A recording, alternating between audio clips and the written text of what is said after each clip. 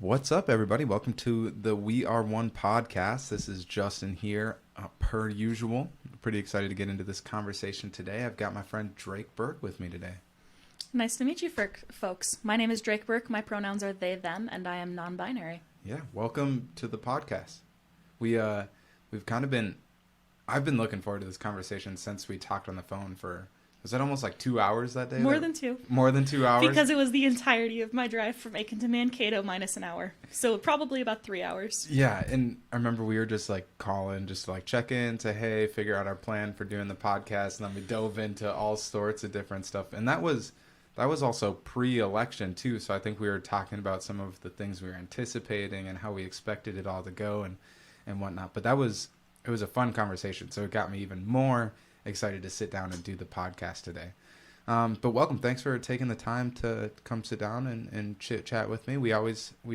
This will be like our third conversation now since I've met you, and each time has been just real positive conversation, real in depth. We get pretty deep, and I really appreciate your openness and your authenticity, and then your like self-awareness too. It's fun to explore how you see yourself and how you think just from your perspective, and I've just enjoyed it each time. So I guess give a little context to how we met. We met originally when we went to DC together for the Commitment March and Rally with the Justice Frontline Aid. I've talked about that on the podcast before, so people listening probably heard me mention it before, so we don't have to go too deep into what that was all about. But we met that first night when we got to our Airbnb in Virginia. Obviously, we traveled there together. We were in 2 different cars, but we didn't really talk before. And then we were sitting around that fire, and we ended up talking for a couple hours then, too. And pretty late, because you definitely needed to go to sleep. Oh, my goodness. I remember sitting there like, I am enjoying this conversation so much, but I am so tired. And just feeling like I felt like I wasn't giving enough to the conversation for it to be productive for you. So I like almost felt bad too, because I was so tired, but I was enjoying it so much that I couldn't get myself to pull away. Well, you're very hard on yourself when it comes to that kind of thing. You were energetically dead. And the thing is that a big message that I have for people is when you're conversing with someone, you never know what you're giving them because they determine that, not you. And so you can't be the judge of what you're giving someone. Ultimately, they are. I like that. I definitely like that. And you're right. I think you hit it right on the nose. I judge myself way too hard. And when I'm in conversation with people, I like to be like real articulate and making a clear point. It almost like bothers me oftentimes when I'm talking, but I don't even understand what the point of what I'm talking about is. I remember in our conversation that night, you kind of mentioned to me, like, there doesn't need to be a point to what you're saying. And I was like, oh, that's refreshing to hear. I think I needed to hear that at the time. It was like, it's okay just to, like, conversate and bounce ideas back and forth. It doesn't have to be, like, clear and figured out all the time. Well, you're very efficiency-based, and you like to have an end goal for whatever it is, and you like it to be concrete. And so with that, then, for me, I'm more, let's just take what's coming out of whatever it is, and I can make later. So with that, then, it doesn't matter to me whether or not something's inherently efficient or not when it's a conversation, because I'm going to get something out of it regardless, even if that's just shared time with a friend. And so the way you just said that, I think it signals to your level of self-awareness with yourself, but then the way that you perceive others, the way you understand other people fascinates me, because when we talked for like 30 minutes and it felt like you had me pinned down to my exact personality type. You even helped me understand myself a little bit. For you, where does that stem from as far as that, not only that self-understanding, but the way you're able to understand the people that you're around? So I have a few things going for me in that case. One, I was gifted with being autistic. And most people would go, wait, you just said you were gifted with being autism. That doesn't make sense. And the thing is that with being autistic, the world puts a lot of barriers in my way. But I didn't make those barriers. The world did. I have gifts to be able to see the world from an incredibly different light because I don't see things in a traditional way. I don't make automatic leaps. I don't make emotional connections between things in the same way that other people do. And so when I was very young, I did not know I was autistic. I did not know I was autistic until I was 25, which was 2 years ago. So I went through my life just knowing that I was different and not knowing why. But I also knew that I didn't make the same kind of connections that other people made. And so with that, then, when I was very young, I started studying people. I would specifically go to the mall or go to a Target, get popcorn, and just sit there and people watch for hours as I did homework. And then it was my distraction while I was doing homework so that I could focus. And I just studied how people interacted differently. What was it that were the different cues people used in order to indicate something was going on? What were the signals that they were giving to indicate internally and externally what they wanted, and especially when those things conflicted? And so I had to study people. And that meant that I had to create a system that allowed me to put together the different ways in which people are showing things. And then I also had to take this system that I made in my head and figure out how to communicate it with other people. And so I figured out lots of different pop culture ways, such as the Myers-Briggs. For instance, you're an INTJ, I'm an INTP, which means that the two of us think incredibly similarly, except that I'm more abstract. And while I have an efficient base, it's much more whatever I want it to be is efficient. Whereas for you, you have a more concrete form of efficiency. So I can use that, but I can also use a value system. And I don't know what trademarks there are, but there's this thing where there are 4 houses that have different kinds of ideas related to the values that these different houses have. You can just say it. Hogwarts. I'm a huge Harry Potter fan. So I created, so basically you take the Myers-Briggs, which is how someone gives in and takes out information. You add on the values that they have related to what they need to be communicated about. And then you use the 5 love languages, which tells you how to reinforce the way in which you're giving a message to their audience. And so that system then lets me figure out people and how to communicate with them. And so I think that's probably really fascinating for people to hear who don't see the world in the way that you do, because traditionally, like for me, someone who isn't autistic or, is quote unquote normal, right? Whatever that means. It's interesting to hear that you had to like come up with the system yourself in order to, one, understand people, understand the way people interact with other people, but you had to do that in order to figure out how to interact with the world yourself. Is that right? Absolutely. One of the things I'll say there is you use the word normal in quotations because you didn't know what word to use. The word that I would use is neurotypical. But basically, I don't view the world as having things like normal. I view the world as having common. So there's something that's common and there's something that's uncommon. I like that a lot. And so with that, then, there's not really a normal. There's just what you see more often, which is common. Because really, I don't view there to be such a thing as normal.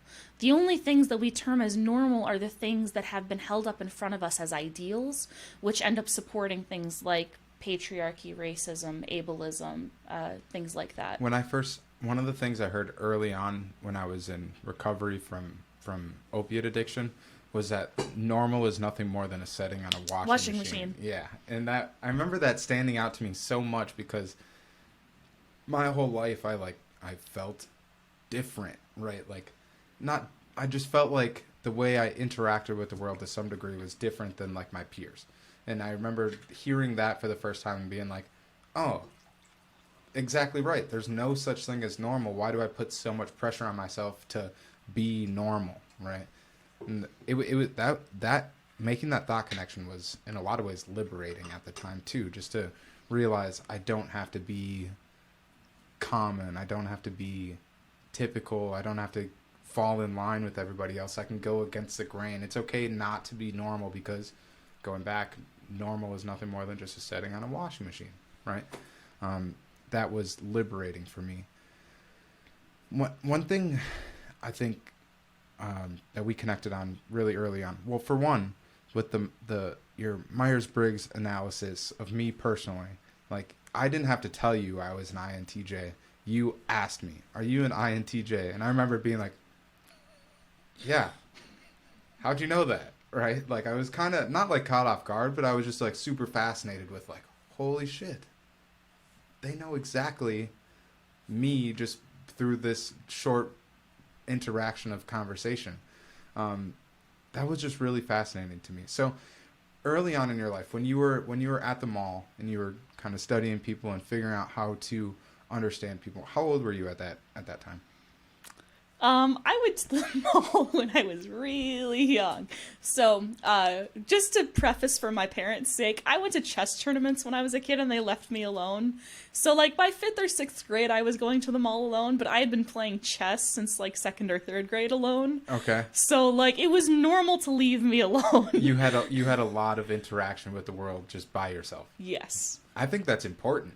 It was incredibly important. I was a very independent child, and I was also, so I'm the eldest child, and I was also an extremely responsible child who didn't inherently follow the rules, but followed most of them. Okay. It was the ones that bothered me that I didn't follow. Like, I got a bus driver fired, which was fun. Oh my gosh. Okay. We can't just, like, skip over that. Break that down for me real quickly. So I was in 5th grade, and I was either younger than 5th grade, but my mom says it was 5th grade. But me and my younger brother were on the bus together, and we were sitting in the front. We were one of the quiet ones, just chilling out, being, normal little kids. And some kids in the back were not paying attention. They were not, like, sitting down. They were being disruptive. And so the bus driver ordered everybody to get off the bus. To which I did not take kindly to that, considering I was one of the ones that was relatively quote-unquote behaving. So once we got off the bus, I organized all of the kids on the bus to walk home. And so I had a solid 25 kids divided into about 5 groups. And yes, I organized them into 5 groups based off of who was living where, so that people all walked together. And then we went off on our merry ways home. And all of the parents were freaking out, and the bus driver got fired because of it. For allowing kids to just get off the bus and walk home? No, for telling kids to get off the bus as a way in order to enforce better behavior, because he thought if he told us to get off the bus, we'd quiet down and get back on. Right. And he was wrong. Psych. Yep. Yeah. This is not what you deal with little kids. You do not do something when you will not have control over them. So...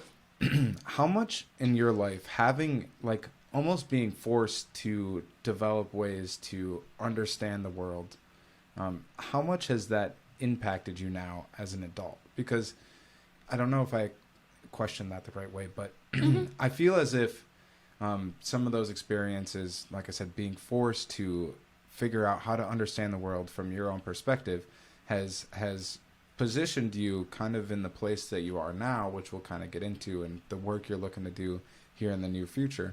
Let's just go back to the first way I asked that. Do you remember what I said? Yep. Okay, let's hear it. So there's a few pieces I'll give as background very quickly. One, I was homeless for 5 months, and my mom was always like, "Why do you want to have a van that can fit a mattress in the back?" So importantly. And I'm like, because I need to be able to live out of that van, because I had lived out of that van. I also went through domestic abuse for a fair bit of my life, over half of it. And it's really only in August that I felt safe where I lived. And it's not that I didn't feel necessarily emotionally safe or verbally safe or mentally safe, depending on what was going on, but there were definitely stresses. And so with all of these kinds of factors, it means now, and it's meant for a very long time, that one, I wouldn't necessarily call it an old soul, but I understand and empathize with other people to a degree because I've experienced aspects of what they've experienced. Mm-hmm. And it means that this system that I've had to develop means that when it comes to interacting with other people, it's fundamental to what I do. Because I am a teacher and I am a writer, and what I do and I'm an activist and a historian. And so with all of these different hats that I'm wearing, it's very much based off of how do I understand other people? How do I get people to feel comfortable and feel like they're safe so that they can challenge themselves? And if it wasn't for my own experiences, why would somebody want to talk to me? And how could I understand them? And this means that, like, say, for instance, somebody fell down a tree. Well, and I've fallen downstairs. I don't know what it's like to fall down a tree, but I do know what it's like to fall. I do know what it's like to hurt. I do know what it's like, actually, in my life, I did fall down a tree. I do know what it's like to use crutches and things like that. And that means fundamentally that I can understand someone who fell down a tree. And so it's been very important to be able to understand other people through experiencing things myself and having to learn things about myself, because it means I don't know the way, but I know a way to understand things. Yeah. It's, I think there's a lot of people in the world who don't take the effort to understand. Yeah, I guess just to understand, period. A lot of people just kind of take what's presented to them and go with it. They just blindly follow whatever the social norm is. They don't take the time to understand people and understand the decisions that they make, and understand the experiences that they had that make up the person that they are.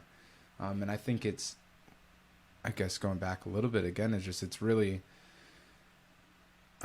fascinating, and I think impactful to, in your position, be forced to seek that type of understanding. Maybe I'm kind of reiterating myself. No, you're right. But the thing that goes along with that is that I also had the privilege of not being in, for the large part, life or death situations. So, for instance, if I was someone who was BIPOC, I might not have survived. Because 5 months in your life homeless, living out of your van, as someone who's queer, being white means that I can skirt around a lot of dangerous situations. Or if there's a cop, I can just sit in the front of my van, and they'll assume that I'm not doing anything wrong. So both, I am forced to look at myself through my own differences, but at the same time, I'm also privileged to be able to do so in a space that, while dangerous, is not life-threatening most of the time. Let's talk about identity for a second. Go for it. And I'm curious because I think a lot of people, they allow identity to be chosen for them. They don't take the time to figure out how they identify. They are just born into their identity, and that's that for them. Through your experience, what things forced you to have to take the time to understand your own identity? Well, let's flip that first. What took you the time? What forced you to look at yourself and figure out your own identities? I haven't. Well, you have a little bit. Moderately. You knew you were an INTJ. Right. And so I think a lot of my experience has been trying to figure out what my identity is. But I haven't. So for one, I don't like to put myself in a box. So I don't want to identify one way. So part of me thinks that identity is actually problematic. But I don't want to identify one way and then feel obligated to identify that way, right? Or act the way that stereotype might be perceived, right? So I guess early on in my life, growing up in like predominantly white community, it was largely trying to figure out how I fit into that community, being one of the few like people of color that hang out with a bunch of white people. And then having the experiences of, you know, meeting my black family and spending time with my dad. And then part of me didn't feel like I fit in to like the black community because that's not where I grew up at all. So then it got kind of confusing at that point in time, being like, okay, am I black or am I white? And now recently it's been like, well, I'm brown. I'm kind of neither, but it's not that, which I think it's easy to kind of misconstrue that. But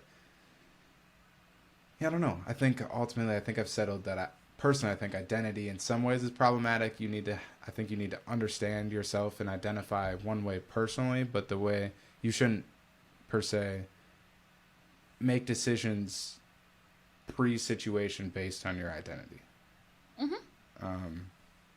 Yeah, so I think it's still a journey that I'm on. So when did you first realize that you were the gender that you were? I guess it was more so presented to me, right? I was like 2 years old. My grandparents gave me a football, and then I was 3, and my grandpa bought me like a golfing set and compared me to like Tiger Woods, and I think I just perceived myself as a man or as a male based on how it was presented to me.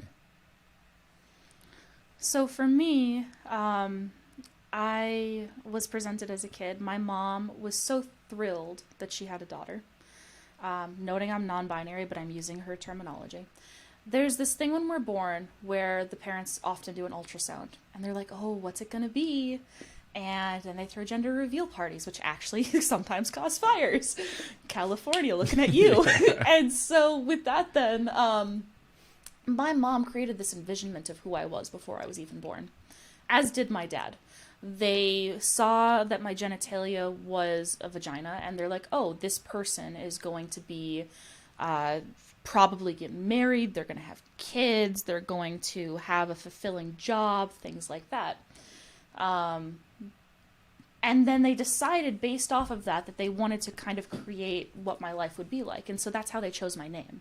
They were very intentional about my name because they couldn't agree on a lot of things. Originally, I was going to be Madison.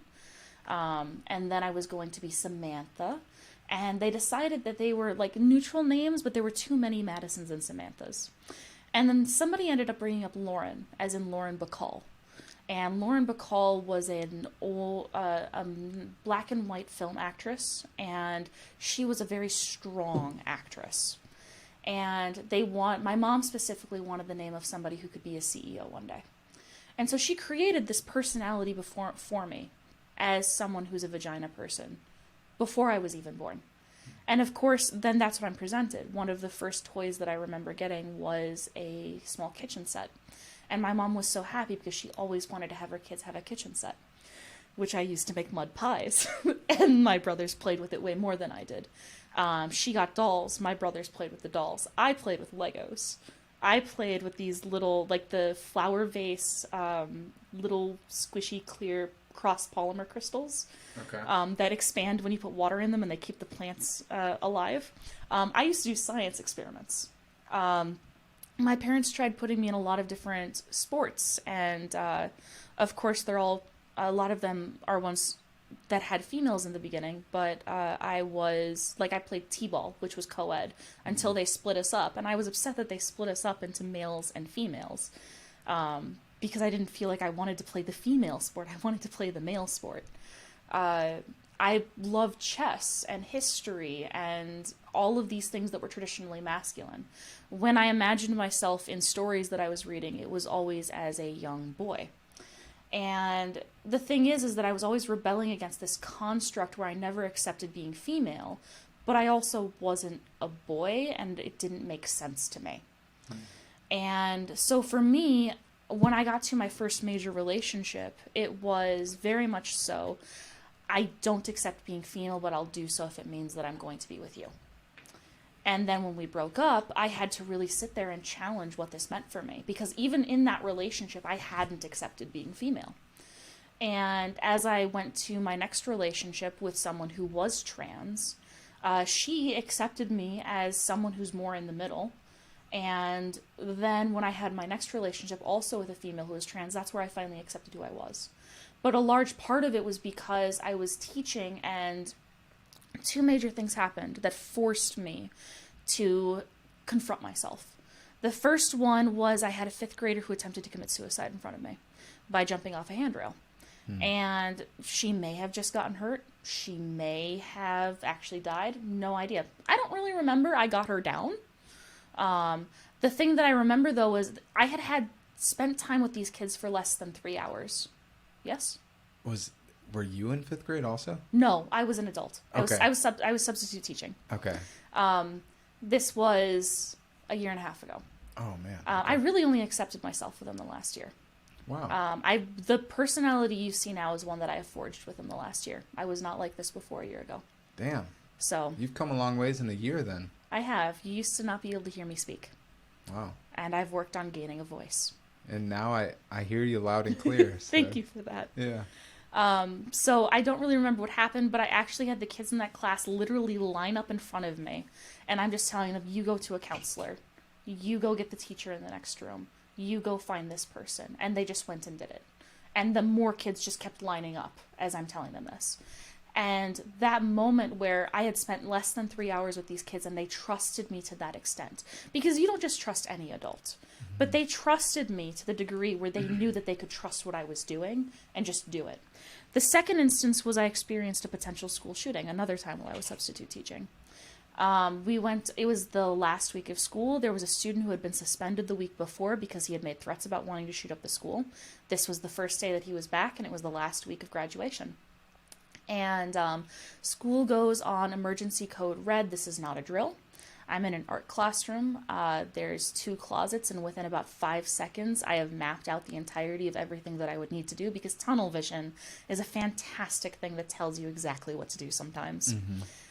Within those 5 seconds, I had grabbed orange paint and a stapler, because I figured, 1, you throw the stapler, and that's going to hurt, and that might be just enough distracting, and 2, tag them with orange paint, because I'm not going to survive. But if they have orange paint on them, people are going to be like, why does this person have orange paint on them? And because nobody else really would, it would be a marker. So I had already decided that I was probably going to die, and I was going to die for these kids. And when it ended up being a parent trying to kidnap their kid and not a school shooting, I figured that out within about 5 minutes, because it was a smaller school. So we would have heard something by then. I was still freaked out. And I realized that if I had died that day, it would have been a lie. I wouldn't have been myself. And within 10 minutes, I came out on Facebook and set myself up. And I mean, like, literally within 10 minutes, one of my family members unfriended me on Facebook and has not re-relationed themselves with me on Facebook. How's your attitude towards that family member? I love them very much. I understand that they love me. I wish that they could show me their love in a way that didn't hurt. But I love them very much, and they're working on things. We both know that their side of the family is fundamentalist Christian, and they would, due to my understanding of Christianity, essentially, if I was out as non-binary and trans to their family would wonder what this person did wrong to raise a kid that was queer. And it would reflect very negatively on them. And then this person is also going through their own journey of trying to figure out how to have a person in their life so close to them as an immediate family member that is like this. And so they're experiencing a lot of hardship, but they're slowly starting to use my name, which they did not. They thought it was going to be a phase. But for instance, when they send me email, or when they send me mail through the post, they'll use my name. And they might not always remember verbally, but they are slowly learning ways to try to show me that they love me the way that I am. But for that first week after that, I avoided them like the plague, and then apologized because I realized that the relationship, I did not want to apologize. And I hope that they don't see this. I did not want to apologize. I realized that the only way to make the relationship work would be to just apologize, not because I actually meant it, but because they needed it in order to feel like the situation was justified for them, so that they could then interact with me again. And so, pragmatic as I am, I did it, and I partially wish that I hadn't, although I also realized that realistically the situation's better because I did. So. Okay, so that was a little bit of a side tangent. That was definitely a side tangent. I think it's important context, and I'm glad to have heard it, but take me back then. Okay, so shortly after having that near what you guys perceived as a potential school shooting experience, you made the decision in your mind. You thought you were going to die in that moment. So shortly after, the situation dissolves, and you're coming out on Facebook immediately. Yep. Okay, we're back to that point. So with that then, for the people that I had on Facebook, overwhelming support. People used my name, things like that. People started transitioning to talking to me the way that I wanted to be talked about. So was that the point in time you publicly declared yourself as Drake? Yep. Okay. So my name is Drake, my pronouns are they, them, and the first time that I came out was not this May, but last May of 2019, and it was right on that graduation day. So I basically forged who I was because I could not, I changed cities, I started 2 master's degrees, I started getting my voice the way that it is now instead of not being able to hear me. I got into a relationship with someone. I just immediately changed all sorts of things that I had been doing, that I had accepted a mentality where I wasn't who I was. And I realized that it just wasn't worth it. if I wasn't being who I was. How many people in the world do you think are accepting themselves as the way they've been told to accept themselves as, and not as who they are? Well, that's an interesting question, because theoretically everybody. So the question is what are you trying to get at with that? Are you specifically So the reason why I answer everybody is because from a very young age, we're all socialized. And we are socialized to, there's this wonderful chart by Harrow in 2008 who processes and writes down the process of socialization, the cycle of socialization. And in it, basically, you get this thing that teaches you something new. You then either have a moment where you accept it or you don't. And then if you accept it, then you reproduce it. If you don't accept it, then you challenge it. And if you challenge it, then you either reproduce it differently, but you still reproduce aspects of it, or you completely challenge it and you go into the cycle of liberation, where you now create a new idea for yourself. And so everybody goes through this process of socialization because we're all fed things about who we are. Like I said, when I was born, my parents created this life for me that I wasn't going to live, but they didn't know that, and neither did I. And it's only through these consistent challenges to the world around me that I realized who I was. And a lot of it was because the person who I wasn't accepted. Being bipolar, being autistic, being non-binary, being trans, being physically disabled, although that's an invisible difference that I have. These are not things that people can really see about me, but they are things that have deeply influenced how I've grown and changed. And if society had accepted me the way that I was, I wouldn't necessarily be who I am today, because I would have just accepted who I was. And everybody's done that. But for people who have experienced more differences from the quote-unquote ideals in our society, white, male, cis, Protestant, rich, things like that, the further you are from that, the more you have to challenge who you are. And I think that journey to me seems more important than the destination. I mean, like you kind of alluded to it, just that journey makes you who you are. And I've said this multiple times recently, but like pressure makes diamonds. If it wasn't for that adversity, you wouldn't be the diamond that you are, right? Thank you. I think that is madly important, whereas a lot of people are kind of, life isn't easy for everybody. Everyone faces some form of adversity, but I think people more often than not choose the easy way out of certain situations, and they, instead of taking that route to liberation, they just kind of force themselves into this box that they've kind of been put into by society through socialization. Well, the reason being is that the world has a lot of reasons to be silent. If you are someone who is more different and you mark yourself as different, there are a lot of punishments for that. So you may get socially excluded. You may get emotionally yelled at, harmed. You may be physically hurt. You may be mentally... the verbal challenge creates the mental internal trauma. And so when it comes to these different things, there's a lot of reasons to be silent and to not challenge things, because doing so is automatically hurting yourself. The thing that I forward is that you are going to be hurt if you don't challenge, and it's going to be an accumulation in a lifetime where you don't feel accepted, and you feel like it's wrong, but you just accept it.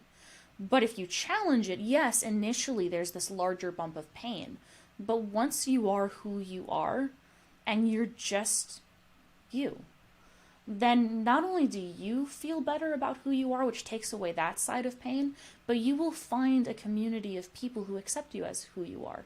And it's in those spaces where you're with one other person and you're negotiating with each other about who you are and how to accept and love and appreciate each other that you finally feel the acceptance that society isn't going to give you. And when you have that, that's worth more joy than any cumulative pain that would exist from not accepting yourself. So I understand that it seems like an easy choice, because it's like there's the thing where you have 10 spoons or something like that. And if every single day you're giving up a spoon of your identity, of who you are, in order to just exist, and you only have 9 spoons, yeah, every single day you're giving up 1 spoon and you still have 9, but that means that over a year you're giving up 365 spoons. Whereas if you spend 100 spoons, right off the bat dealing with it, you have a net gain of 265 spoons. That's an interesting way to look at it. So, okay, part of what I'm thinking about right now is, what day is it today? Saturday? Today is Saturday, November 7th at 1:45 p.m. Saturday, November 7th. Part of me is like super fogged up and just kind of clogged up from the stress of just life, the anxiety around this election, and things like that. So it's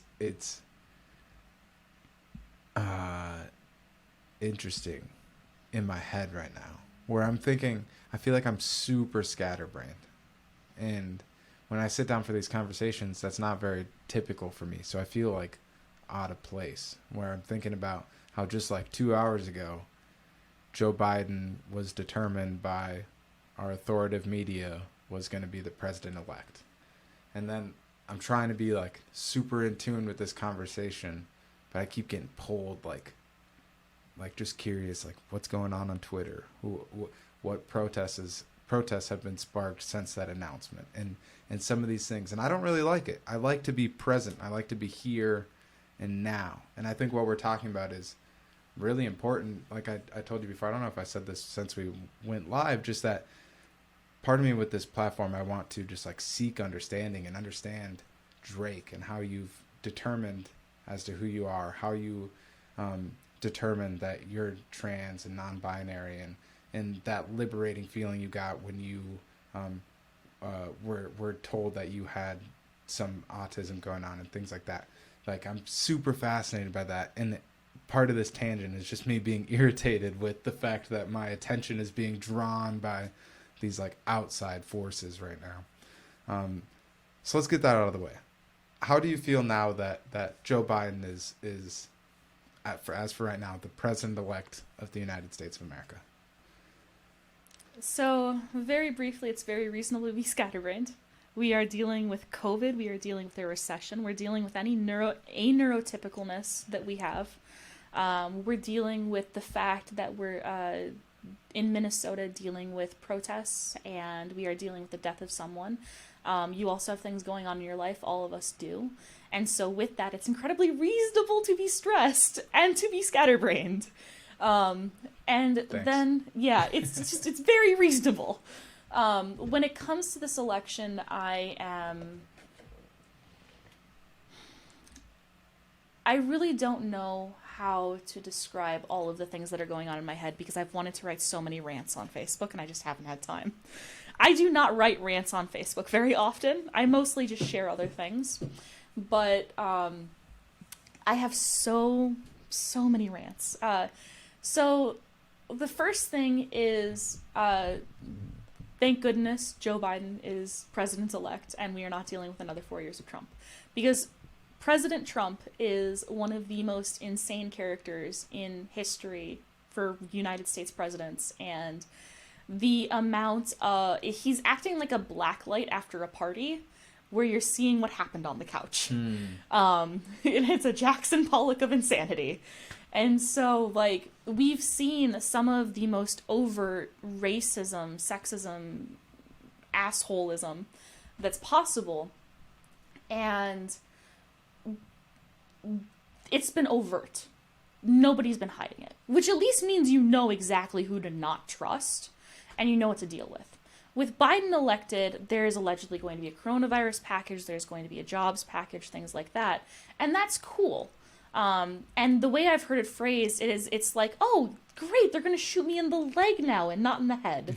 Right. Because I am very relieved Joe Biden won over Donald Trump. At the same time, it just changed the way that I'm going to fight. Because it's still dealing with a corporatist establishment person. They wouldn't put Medicare or Medicaid or universal health care for all on the ticket, which would have gotten them a ton of votes. The system that's propped up everything that we have is still in place, and that still needs to be fought against.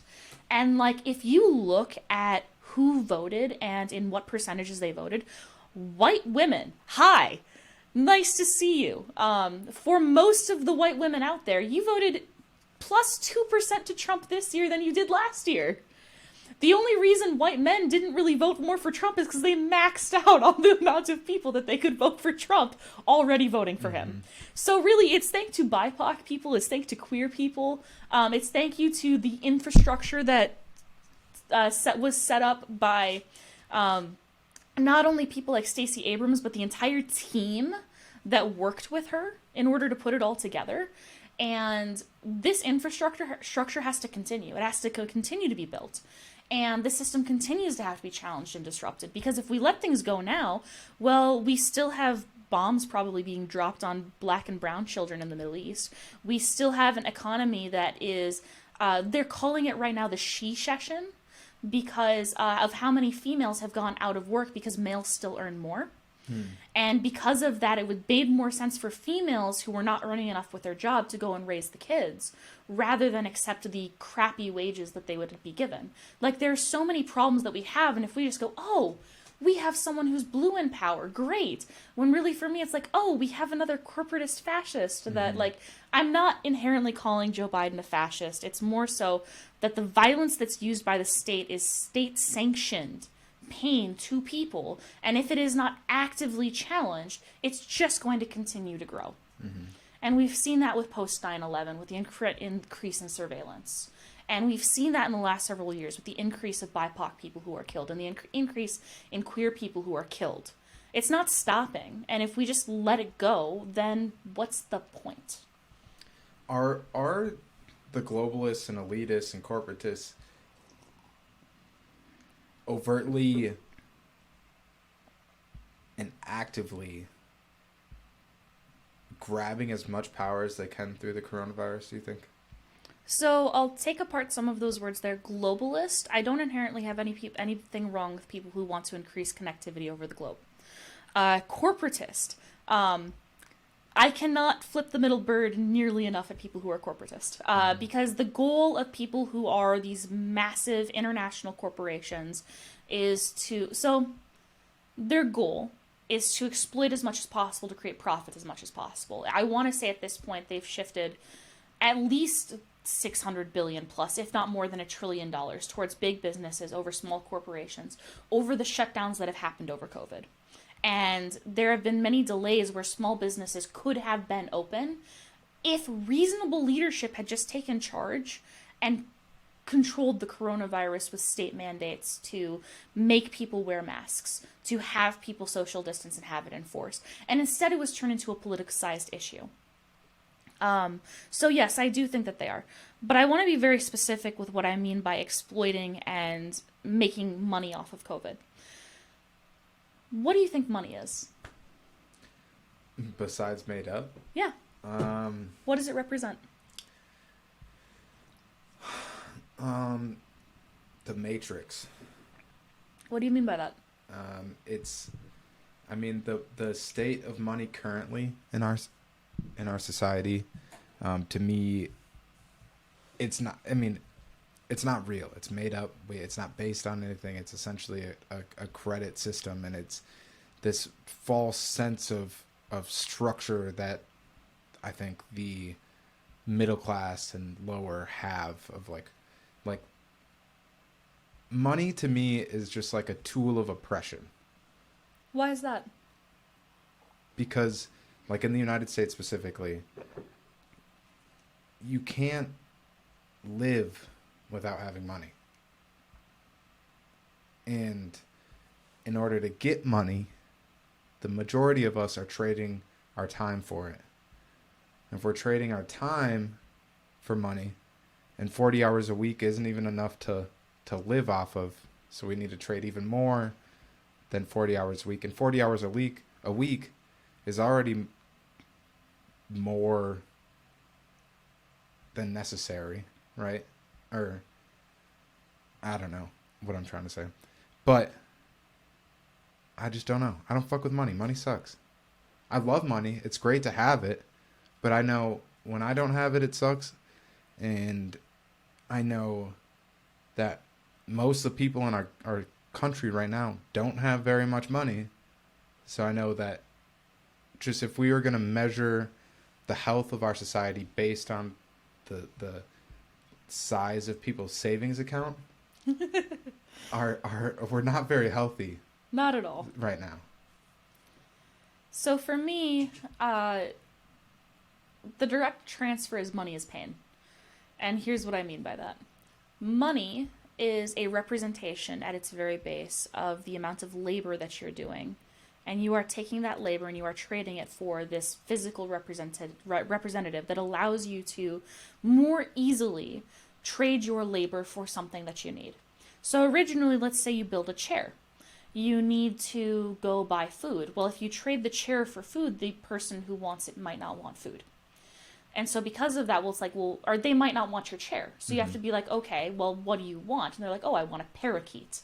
So now you have to trade your chair for a parakeet. And so theoretically, you might do this huge transfer of trades. What money does is it allows you to just sell the chair on an open market and get money for it. And then you can trade, instead of doing the series of trades, you can just use the money and trade it for the food that you want. And so it's supposed to be this direct equivalency of your labor, your knowledge, your skill level, and how much effort you put into something. And when you have that system, money makes sense to me. But that's not what we have, because we have a system where people can make money off of money. So basically what they're doing is they're taking the pain somebody is directly experiencing through their own creation and their time to make that creation, and instead they're making money off of other people's suffering through doing nothing else other than speculating or owning assets that other people then have to trade their pain to use. For instance, landlords. And for me, that doesn't make any sense whatsoever. I can understand a direct one-to-one system. I do not understand the system that we have now where you can make money off of money. And then that especially confuses me when you can bet that someone's going to lose and make money off of them losing, which would be the subprime mortgage crisis that happened in 2008, where people bet that these different markets were going to collapse, and so they did negative bets.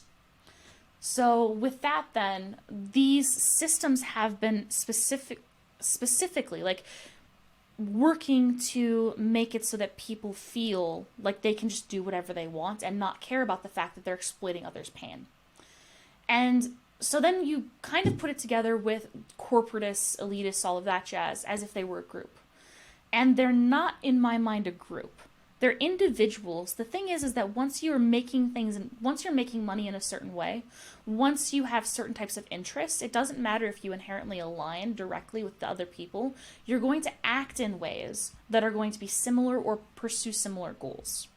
And so while people with a 1% class are not going to be people that all have the same interests, they will work to maintain the status quo. And that, for me, is the key.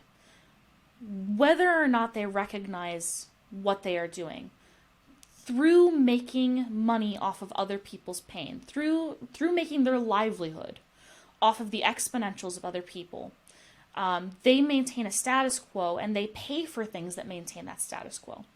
And the only way to maintain that status quo is through violence.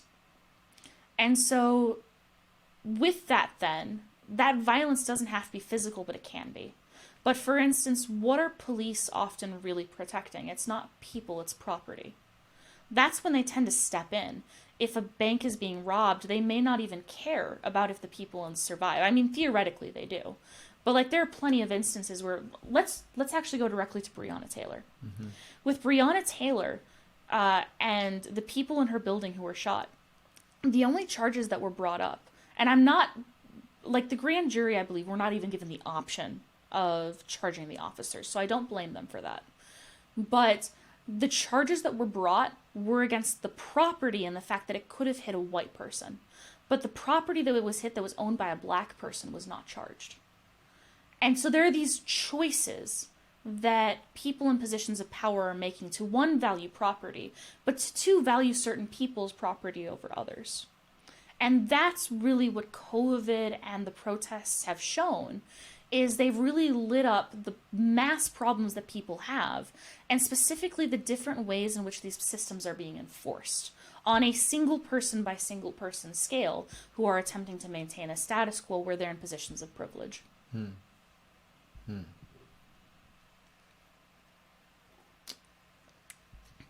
They're.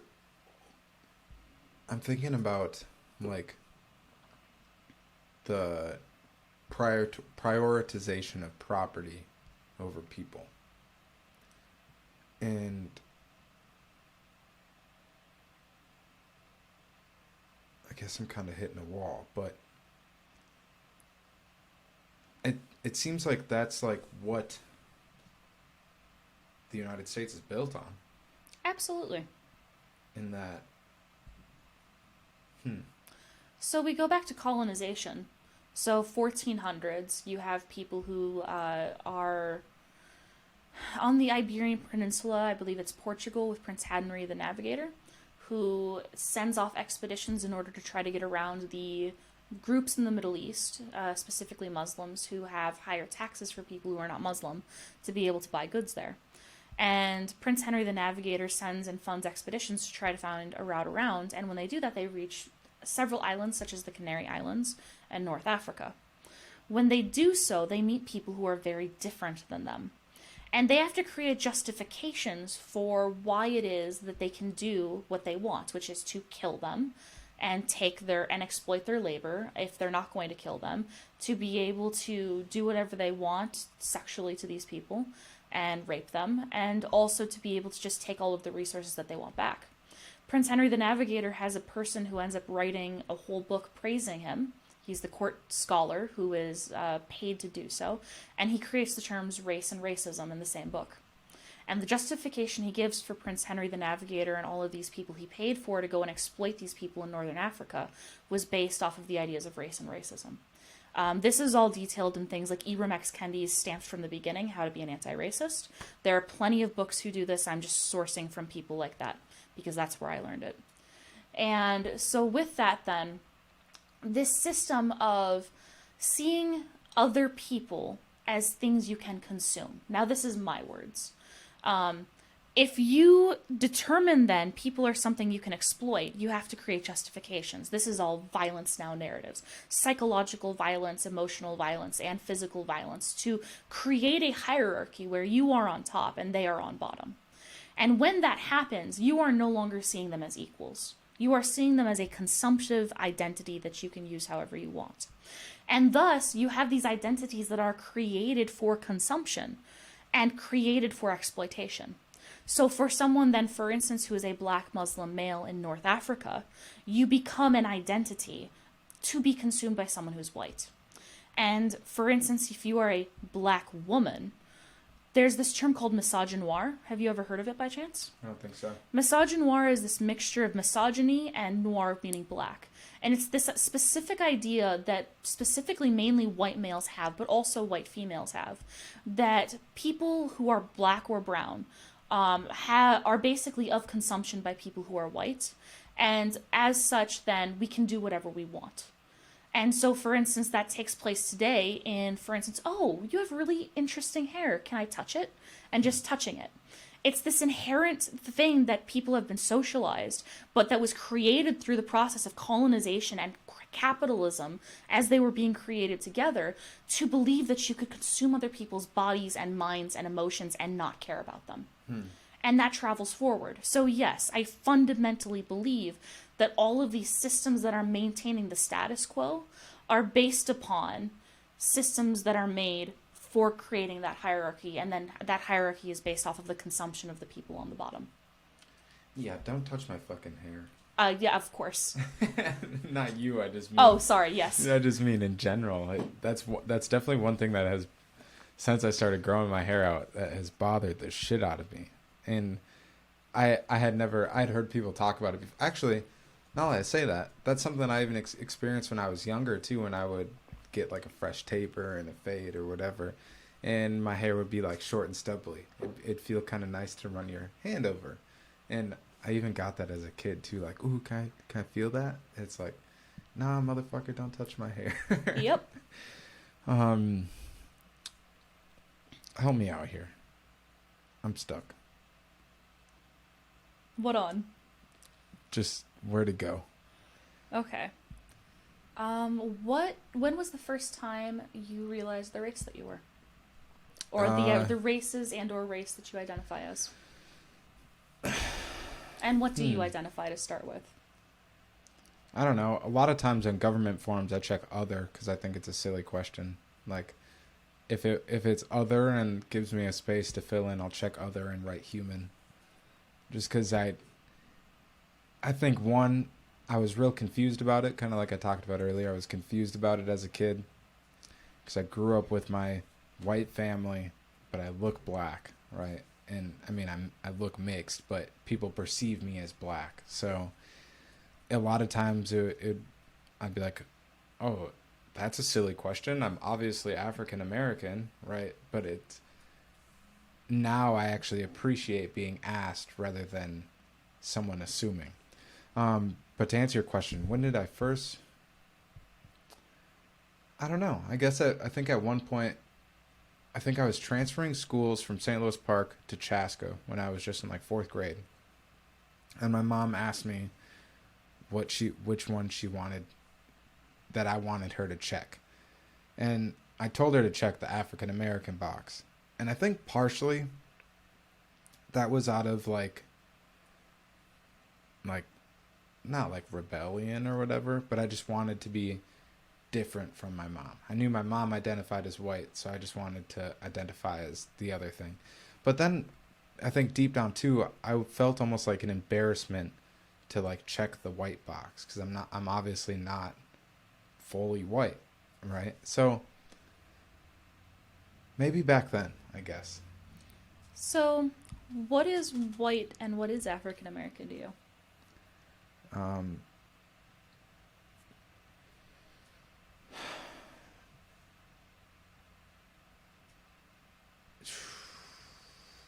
I think a lot of things. I think the first thing I think is white and African American to me are like, again,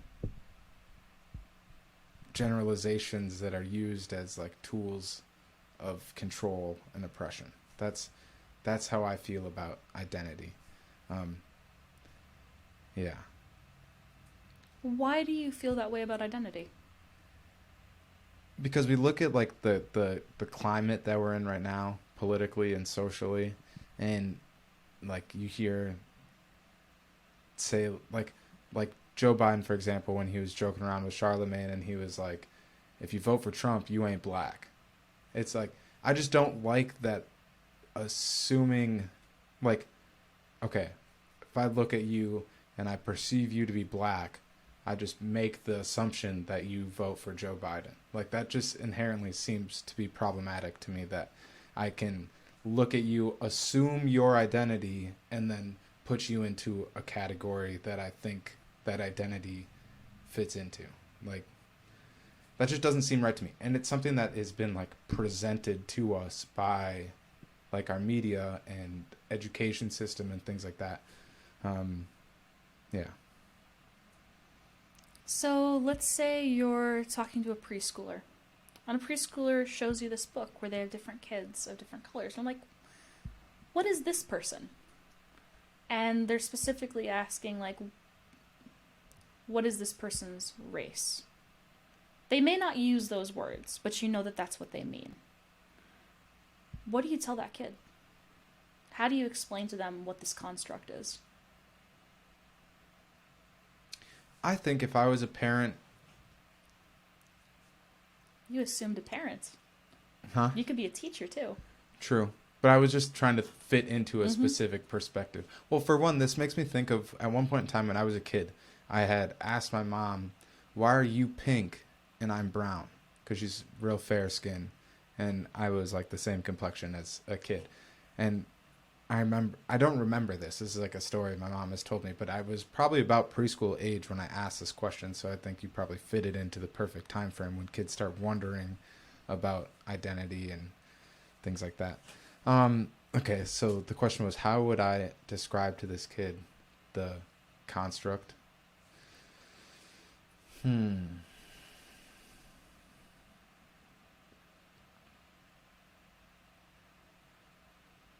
That's tough.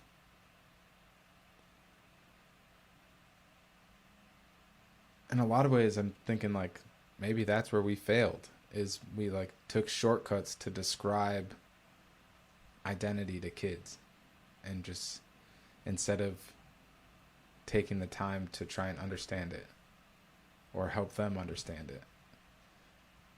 But I don't know. One of my favorite books, this isn't related to race, this is related to being trans, is it's about a group of crayons. And tell me if you've heard this crayon story.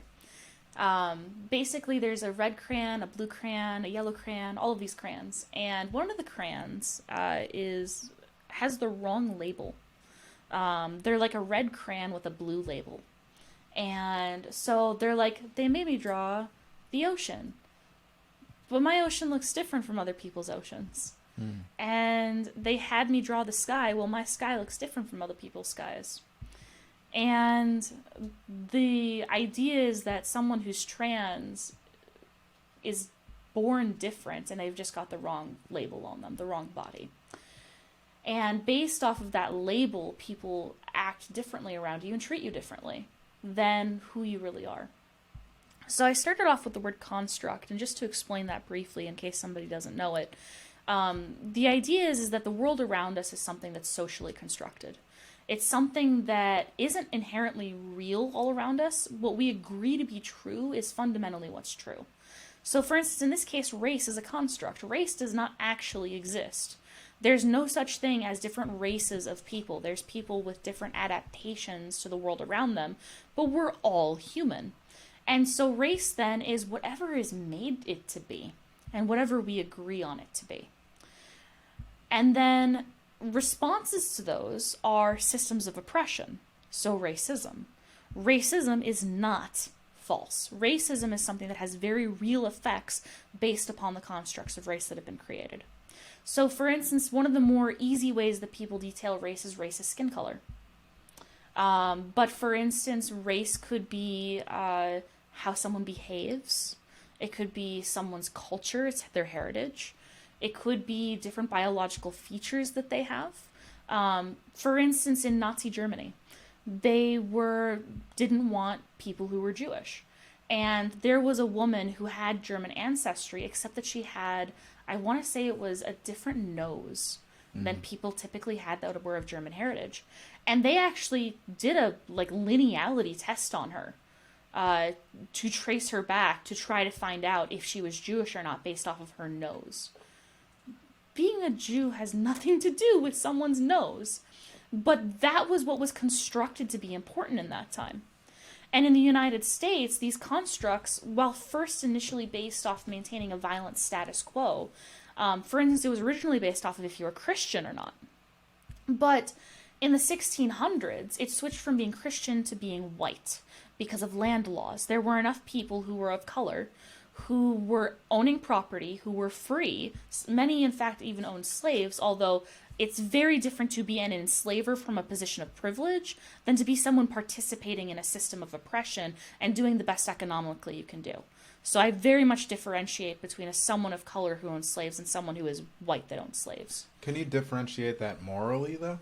I can. I mean, to a degree, because morally, I believe it's wrong on all fronts, but I also believe that people have different understandings and ways that they treat each other. But I would consider it fundamentally morally wrong regardless, but I also think that there's different power structures that are involved. And many of those people, for instance, who might have owned slaves were later enslaved themselves, depending on the situation that happened. So I guess rethinking it, yes, I think that it's morally objectionable regardless, but I also understand that it was considered one of the few ways to get ahead in that time. Mm-hmm. And if you don't care about exploiting people's labor and in which way you're going to do it, you're going to do it in whatever way you can.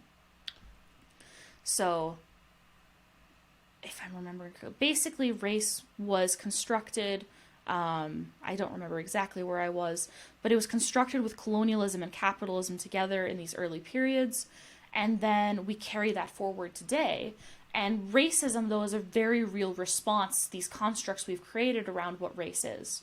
So, for instance, people get discriminated against based off of how they look. We walk down the street and we make assumptions about other people.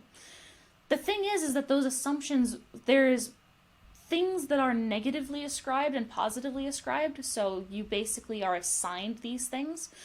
that have nothing to do with you, but people make assumptions about you. But then there's this layer.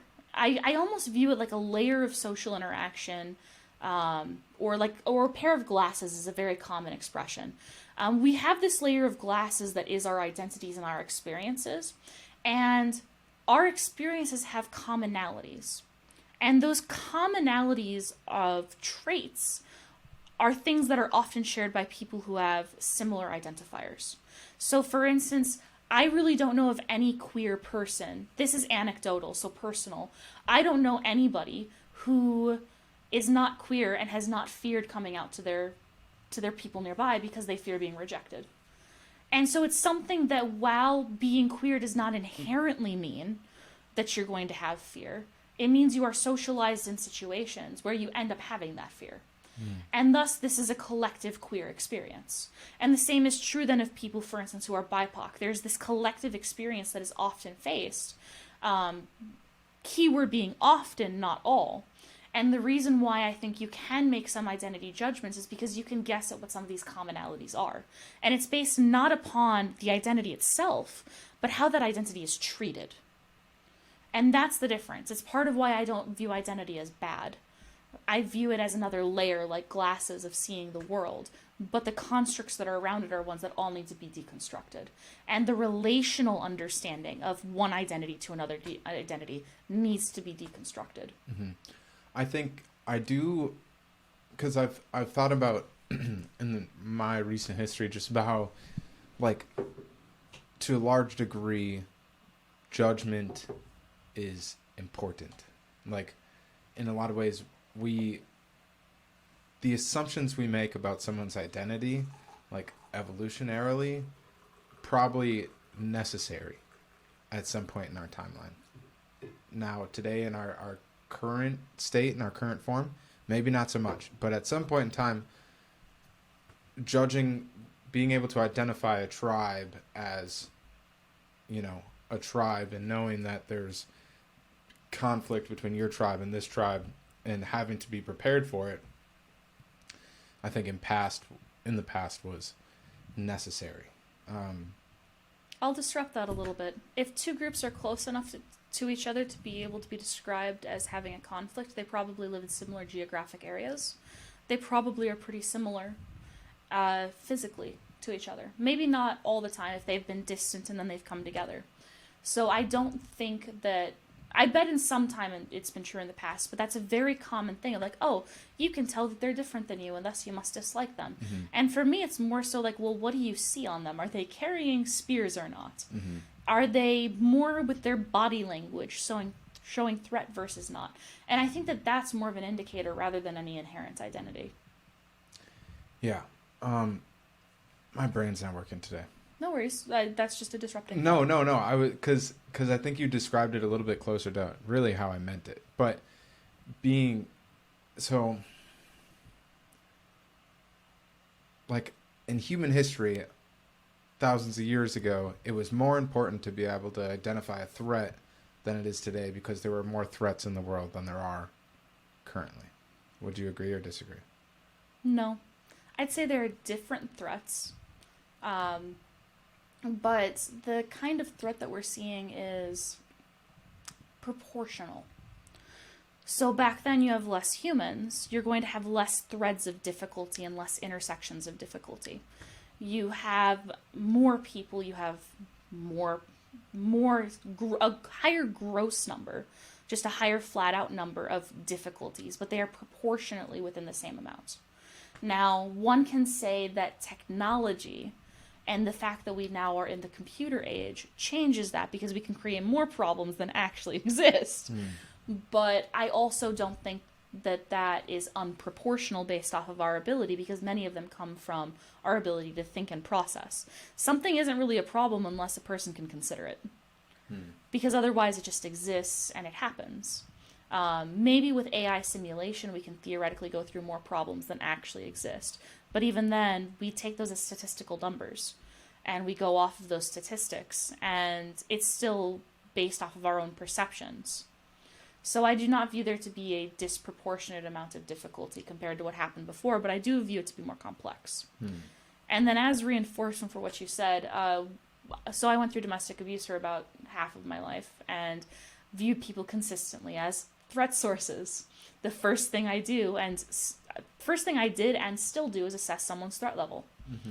And you do that off of different markers, and it's based off of your own individuality. For me, it's what is their physical, emotional, mental, environmental, and like morale threat to me. I have a 5-prong system for it. And based off of how they categorize within that, for instance, environment tells me, is something going to happen immediately where I'm at? What is the likelihood of it? Physical is this person stronger than me or not? What is their tactical advantages versus disadvantages? We classify these very quickly, and I've created a system that allows me to do it almost immediately, within 5 seconds of seeing a person and meeting someone. But that system does exist, and yes, that probably has always existed, because being able to judge who has different capabilities than you allows you to survive longer. The thing is that to make assumptions that there's this raw power that you can calculate discounts ingenuity. You take someone and they might be way weaker, but if somebody's asleep, it doesn't really matter. Or you could be David with a slingshot. Yep. I guess what I was thinking about just through this portion of the conversation is how, like, to some degree, having those systems to judge someone, I think, are necessary. But then it's like it depends on, like, we can compartmentalize that judgment, like hold on to it over here, in the way that we like interact with that person doesn't have to be based on this judgment until they like either prove or disprove the judgment that we had. I'm very rarely wrong about the big details. So you say you're rarely wrong? Yep. Mm-hmm. I'm pretty accurate about these things. The thing is that you're right. You want to be aware of what's going on. Awareness is the most important. But you don't want to falsely construct a situation where only certain outcomes can occur. Mm-hmm. You have to give the other person the opportunity. That's dangerous. It is. Because that's dangerous for, I think, everybody involved. Because when an animal is cornered, right? If you feel cornered, you're more likely to act irrationally. And if you're boxing yourself into this judgment that you've made about this situation when it's actually not threatening to you, but you perceive it to be, you might respond, more violent to your perception than what was necessary. Or does that make sense? Yep. The other side, though, is, which is the one that I experience the most, isn't where I create more violence. It's where I end up losing the opportunity to connect with someone. Because I view them as more threatening than is worth to engage. And this is more specifically when I was younger. I'm much better about it now. But you view someone as such a threat that you don't engage, and you end up missing an opportunity to have a really cool friend. Yeah. So... but there's that side, and then also there's the side where you interact with someone, and if you had just acted as is common, then they would have treated you as is common. But if you act as is not common, such as you show more submissiveness or more dominance, then they're going to respond by doing the same, or the opposite, the inverse usually. It depends. If you're more submissive, then they'll either match you or they'll act more dominant, and that means that they might take advantage of you, whereas they might prior have not. Or then they get more conflictual and then they leave, and it's not even on you, it's that they looked at you and they're like, what is this person doing? Which means yet again you might lose a friend. So personally I feel that I'm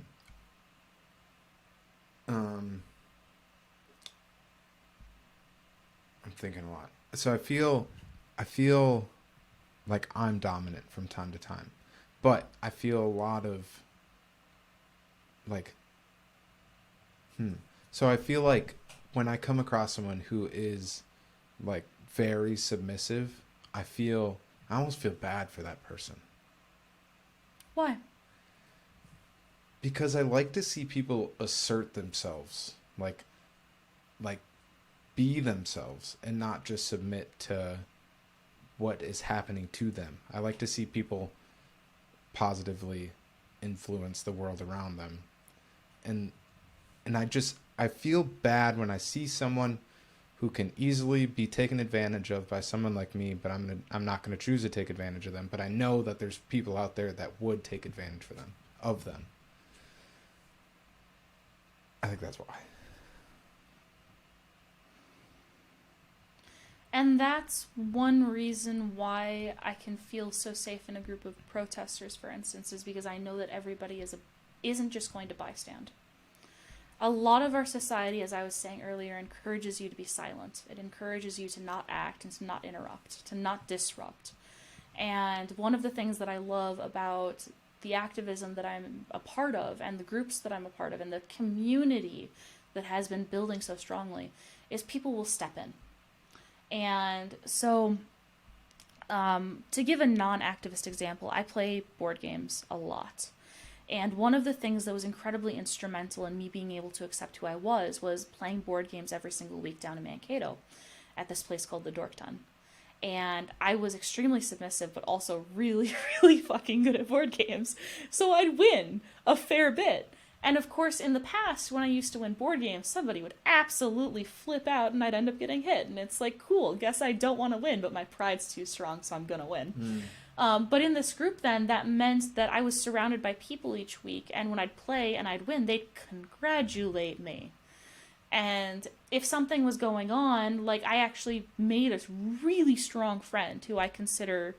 I've offered him my last name if he ever wanted to be adopted out of his family, which he doesn't. He loves his family, but, like, part of my clan, my people. And, like... There's so many times where something would be going on, and you'd be like, let's just hear what Drake has to say about this, when I wouldn't have said anything. And having those allies, those interrupters, who will make sure that, one, you feel like you have an ally, but two, who sit there and value your opinion and other people value theirs, so they listen to you, means that when you're interacting with the world, it really helps to have a friend. And it makes it so that even if you're really submissive, like I really was, it gave me the opportunity to start coming out of my shell because I felt accepted. And that's where, if you note somebody is in a place of difficulty and you have the capacity and the resources, just asking them what they think about a situation might be all they need to go on their journey. And if they don't want to necessarily give their opinion on that thing, then find something else. But give them a space to be able to have a voice where a space where they're valued and they feel safe. Do you think it's the responsibility of the village to help and hold space for individuals to liberate themselves?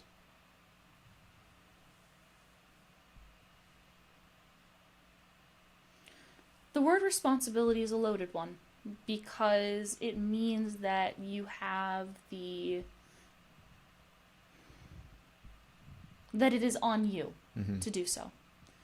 And I don't inherently think in our world that it's on you or on the community.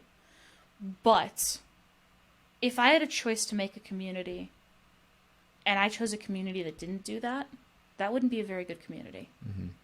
So while I don't inherently view it as the responsibility directly, I think that the world is a much better place if it is the responsibility. And I think that the world is a much happier, kinder, loving, accepting, celebrating, innovative, capable place when we take all of the people that we have and we lift us all up.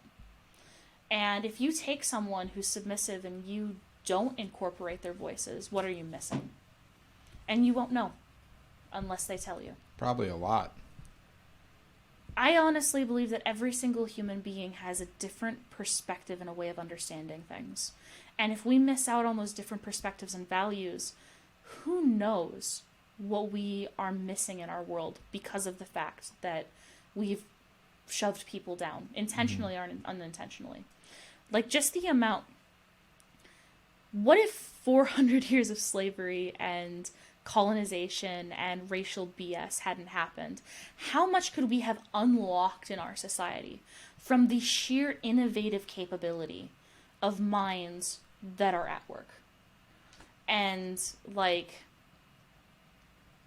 it's just such a shame that we're missing all of these possibilities. Yeah, one of the things I had heard sometime somewhat recently is just like more likely than not the next like Albert Einstein or Nikola Tesla or Elon Musk or whoever is growing up in poverty and their ideas are never going to come to light, or they're not going to have the opportunity to cultivate those ideas into something actually harvestable.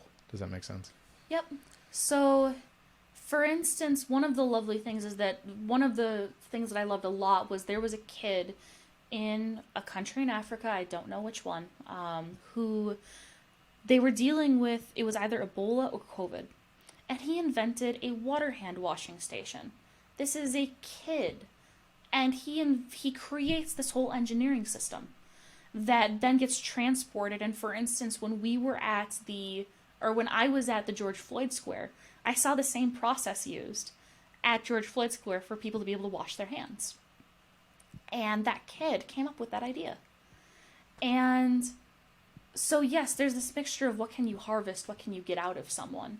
And as a society, we are losing all of this innovation that could be in the mind of this child or this adult or this person working 3 jobs. Or this person who is elderly and isn't being listened to anymore because they're seen as not valuable because they're old. And they speak in a way that is no longer accepted. Fundamentally, I think that if we look at everybody and we just take people where they're at and then help them understand how to interact with another person in a way that everybody feels accepted, then we can get a lot more out of this world. Mm-hmm. Do I believe everybody is going to be willing to submit to that format where we just respect each other? No. But for those of us that are, I think we have a conversation that we need to have. I think there's more to be gotten out of individuals if I could just perceive you just as a consciousness and just for your ideas, like an amorphous blob. An amorphous blob, right? That was pre-conversation.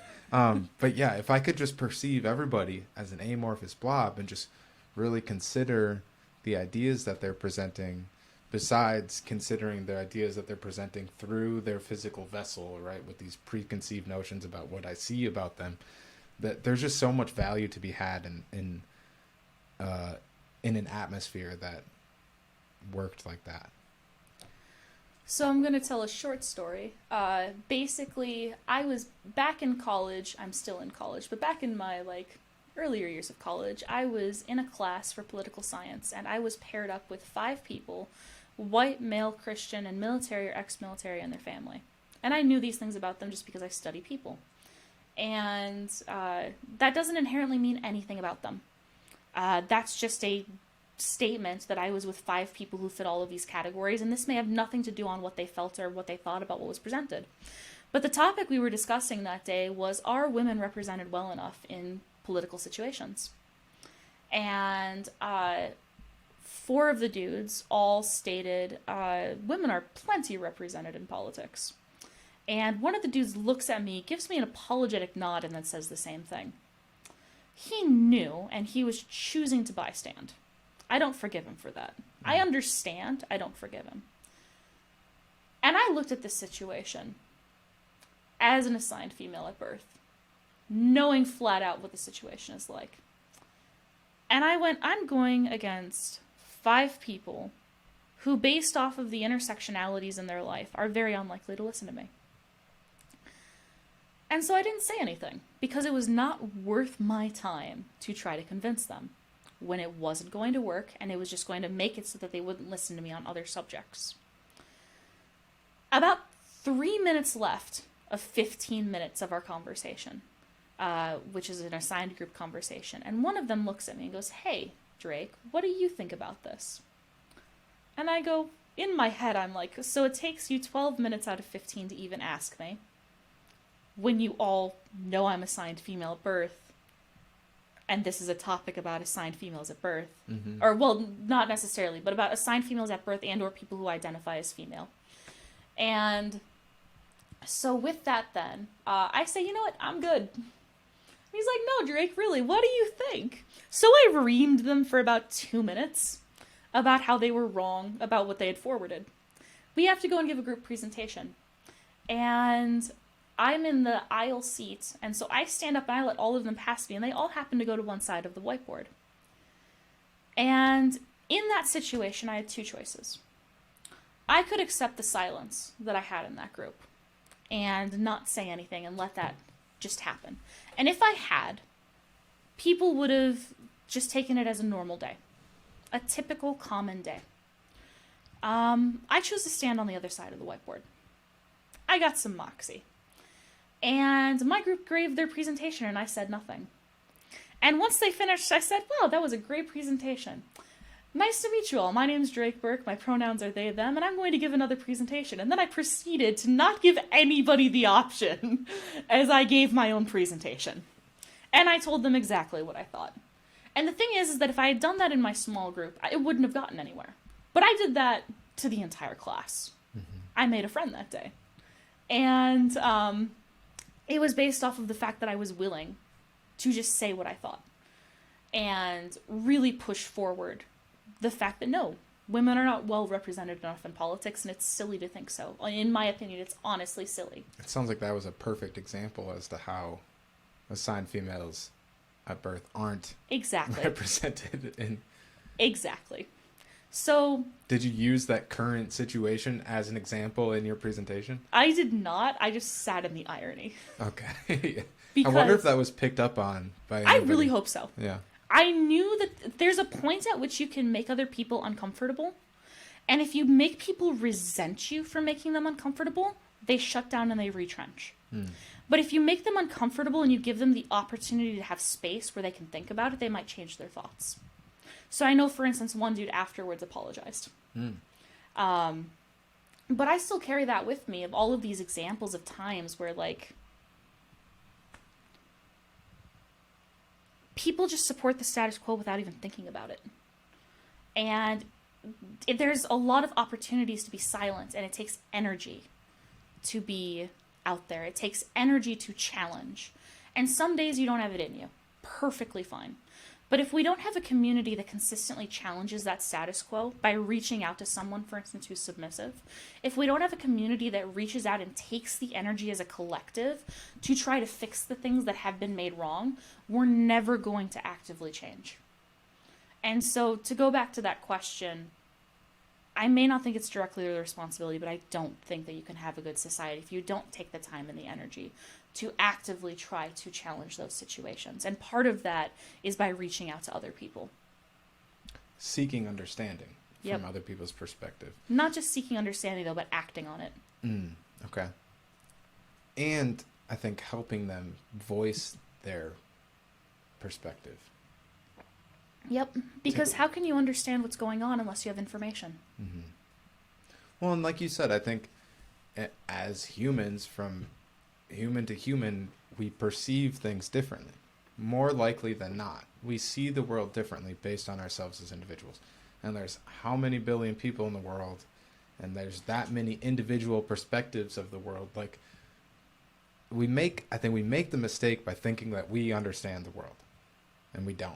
We don't understand the world. We understand it from our own perspective, but we don't understand the world at large and beyond our own perspective. And a part of, like, challenging beliefs to me is just challenging the lens that you see the world through and opening yourself up to having conversations and seeking understanding, and then, like you said, acting on that understanding now, where you maybe approach the world differently based on this newfound understanding that you just stumbled upon.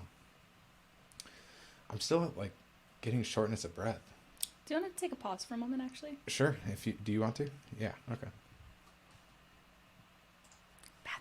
And we're back.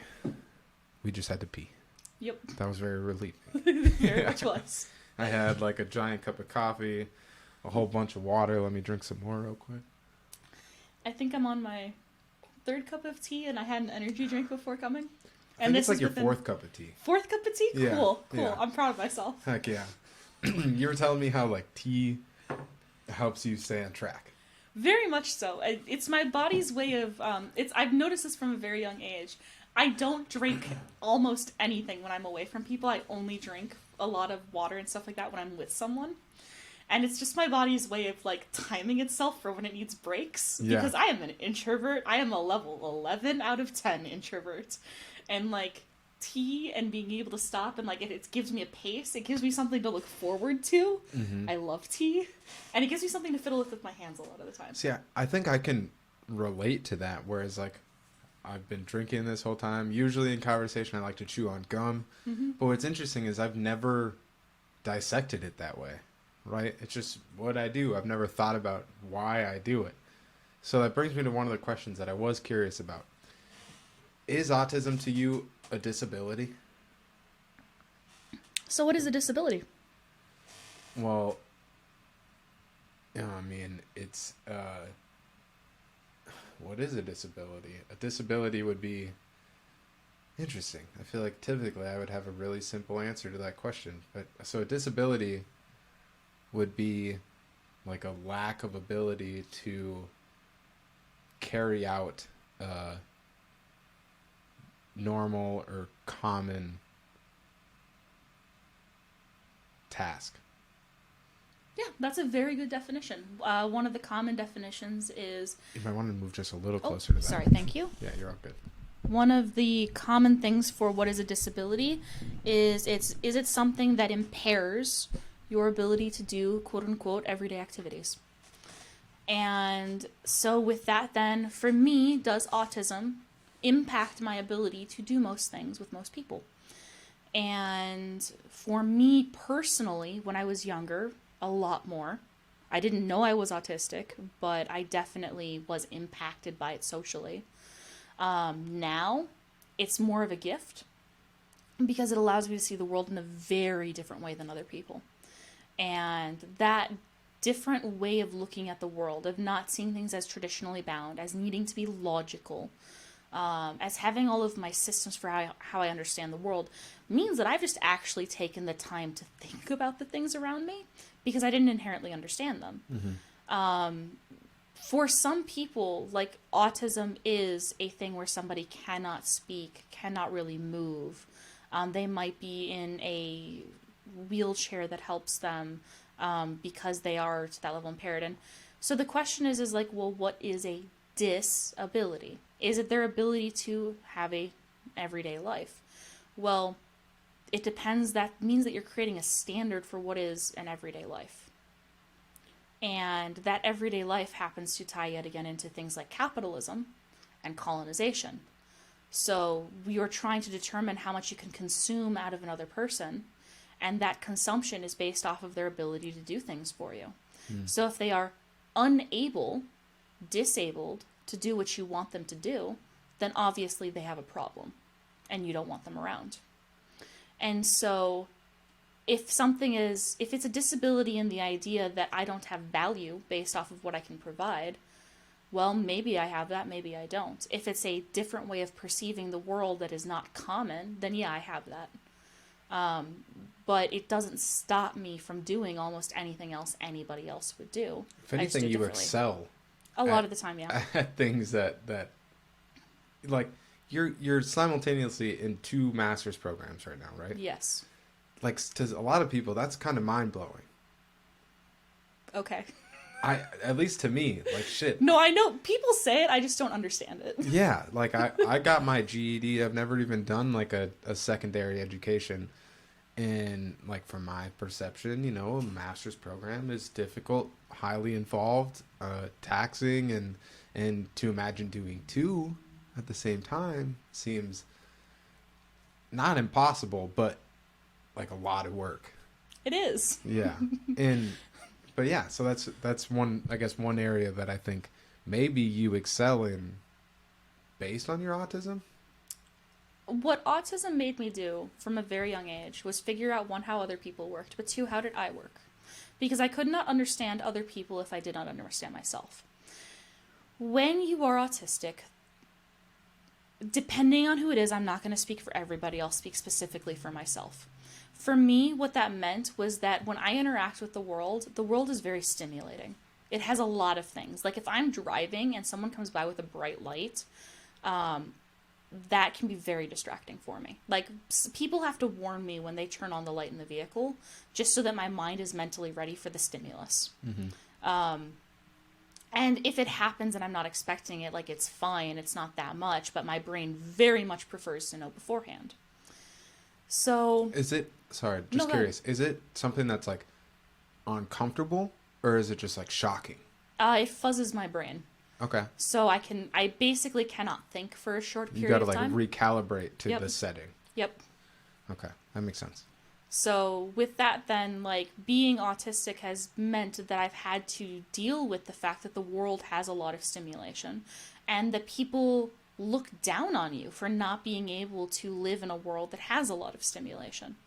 And so I had to adapt and figure out exactly what my capacity was. And do I have it perfect? No, it's impossible to have it perfect. But I have a very strong grasp of what are my abilities, what can I physically do in a situation, what can I mentally do in a situation. And for instance, I might not be able to figure out, like, how to turn a table and put it against a wall, but I can tell if I can lift the table. And then I can just continue trying it until it does what it needs to do. Until it fits, right. But, like... So I have this grasp of myself internally, which means that when I'm dealing with things, I'm able to tell, when am I going to get exhausted? When am I not going to have enough quote-unquote spoons to use for things? When am I going to not know what to do? And then it's just for me being honest about it. So it's like, yeah, I am not a trained psychologist in any way, shape, or form, but have you considered this? And the goal is never for me then to tell someone what to think about the world. It's just to provide them a way of looking at it and let them self-reflect. So my autism has given me this ability to see things in a different way, to be able to have had to figure out a different way of looking at things, and then to be able to figure out how to communicate those different things, because the world didn't accept the way that I wanted to communicate, and it didn't accept me originally as who I was. And so that mastery of figuring out my capacity means that when it comes into things like school, to the large degree, I know what I'm able to do and not able to do. When did you know you wanted to be an educator?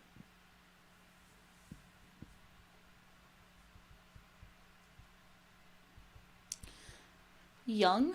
I like to play school with my brothers, where I was the teacher. Whether or not I directly knew it then is a different story, but by 11th grade, I made the decision to... So my parents wanted me to go into STEM, and I was taking pre-calculus in 11th grade, and I had the choice for my senior year to take another science class and math class, or to double up on history. And I doubled up on history.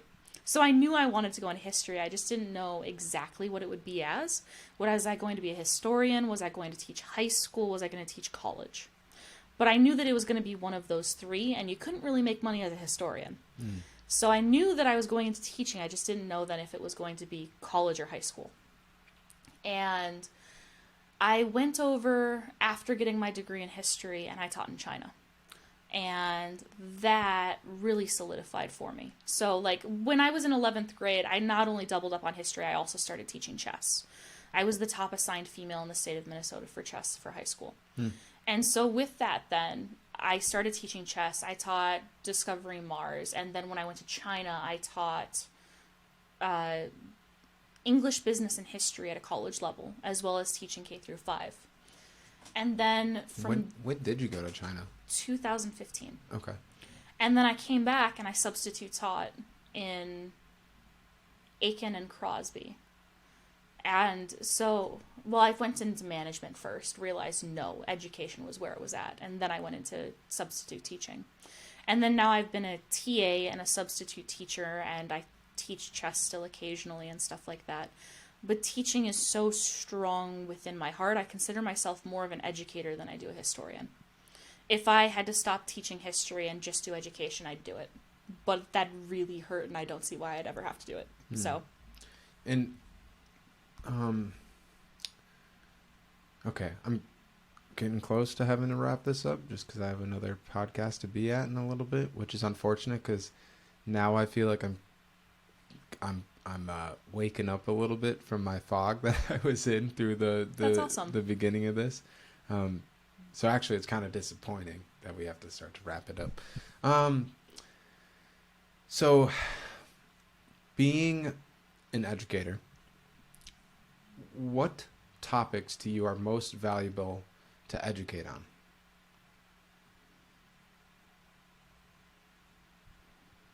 So I have an immediate answer, and I'm just trying to figure out exactly how to phrase it. But the thing that I find most important as the big idea is, how do you empathize with other people? And then how do you take that empathy and act on it?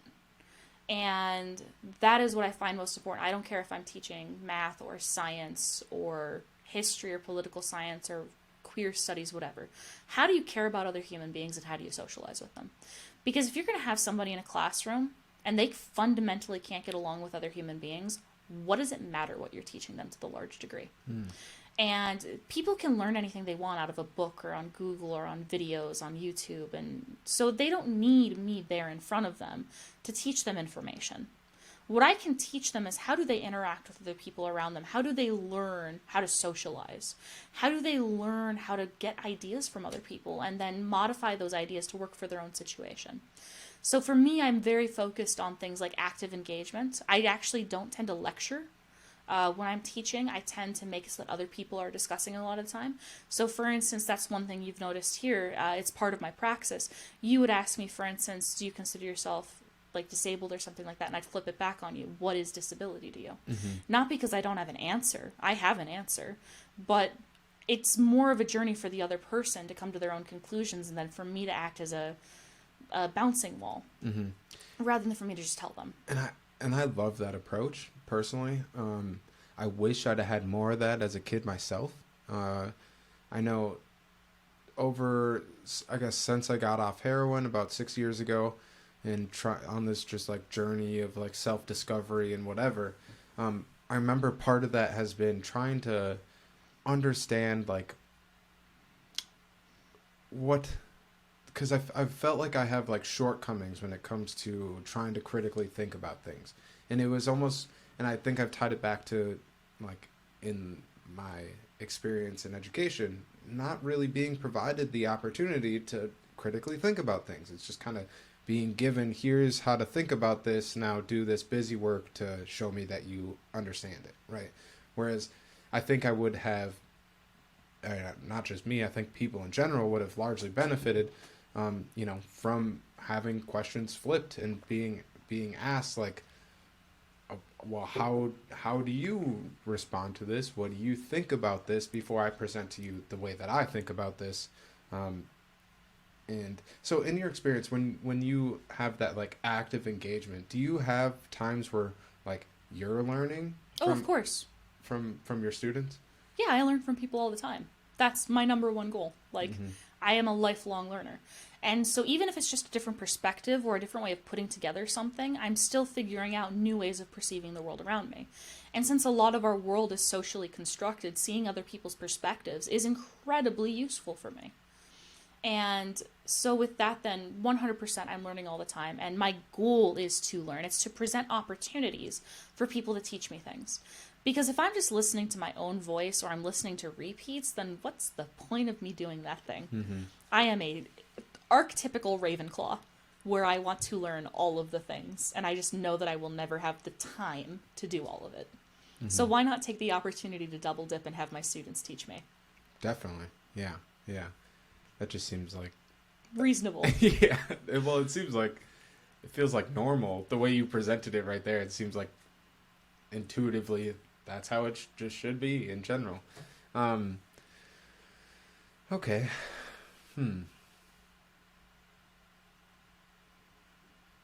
Tell me something I don't know. Well, I have no idea exactly what you do know.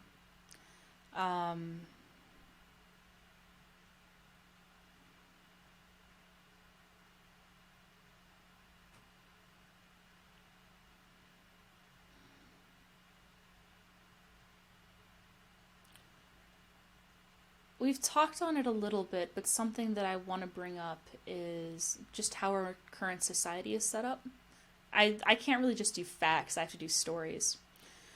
In the 1800s, a lot of the systems that we have today were set up the way that they are. And they were set up in order to reinforce things like slavery, or after the Civil War, to reinforce behaviors that people could have toward people who were no longer slaves.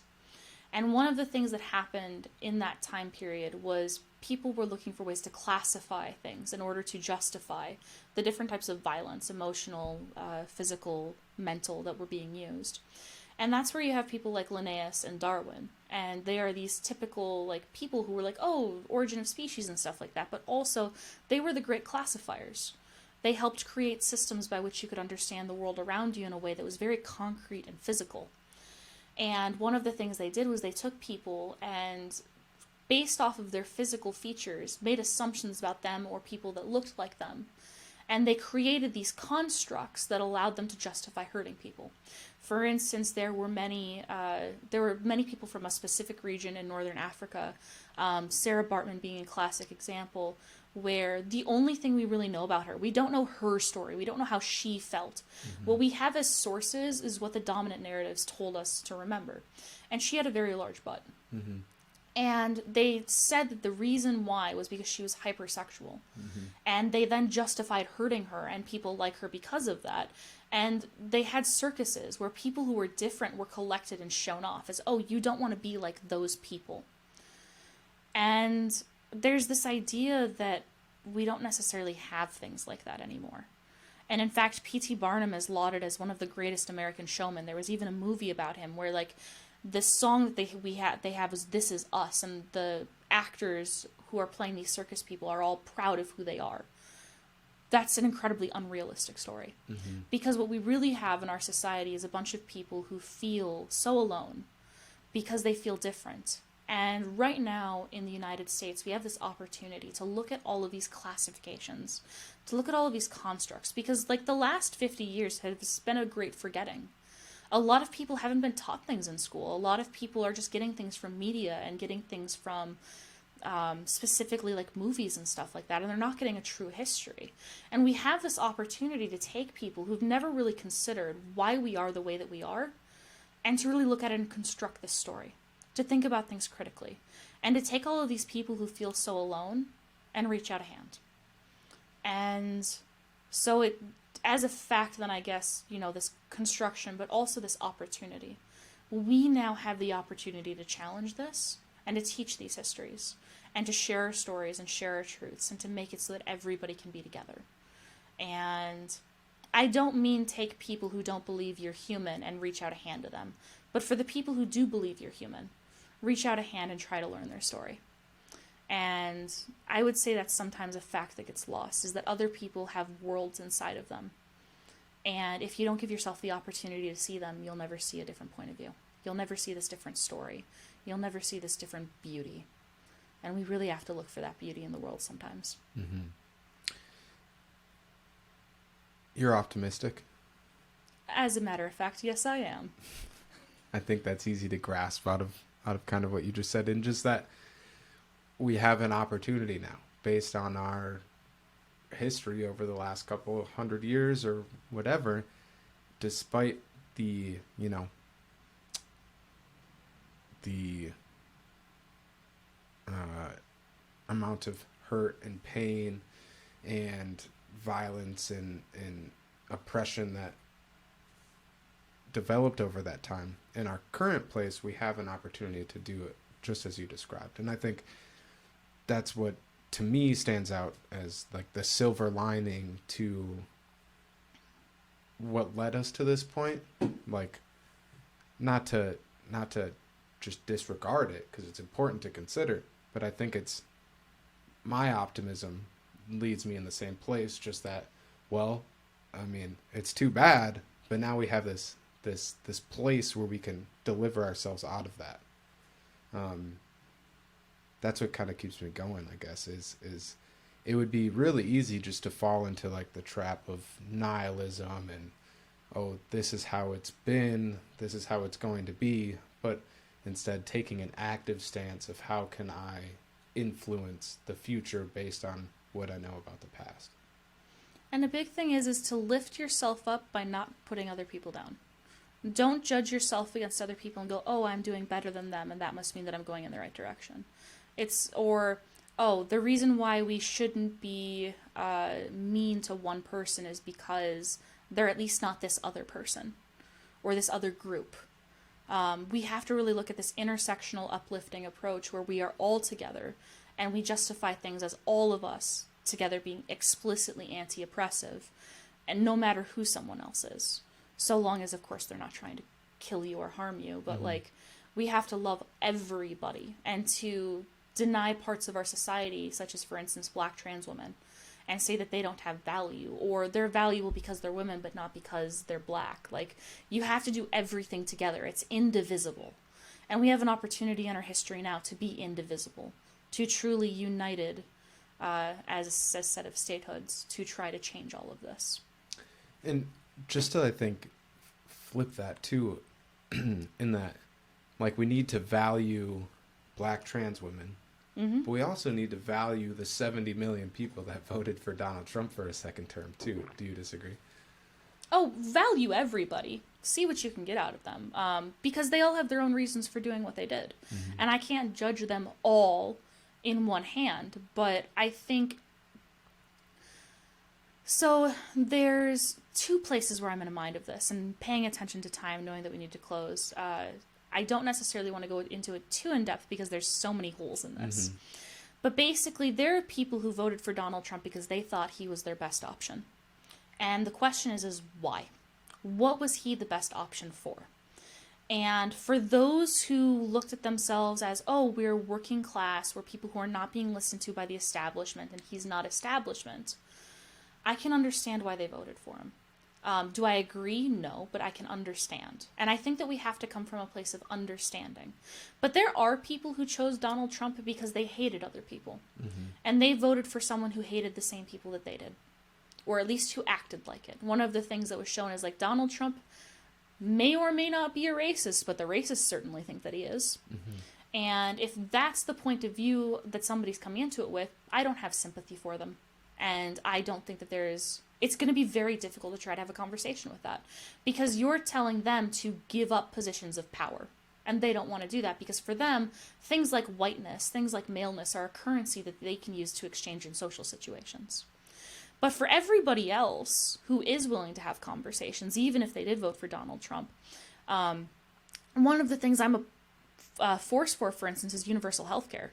One of the big reasons we don't have universal health care right now is because you can go, oh, look, I, as a white person, don't want to vote for universal health care because some welfare queen is going to make it so that that doesn't happen. And thus you vote against something that's in everybody's best interest so that somebody who doesn't usually even actually exist in reality doesn't get the benefit too. And I can understand the perspective, but it's just filled with hate. And I have a difficulty having conversations with people who are making their decisions based off of hating someone else. I think a lot of,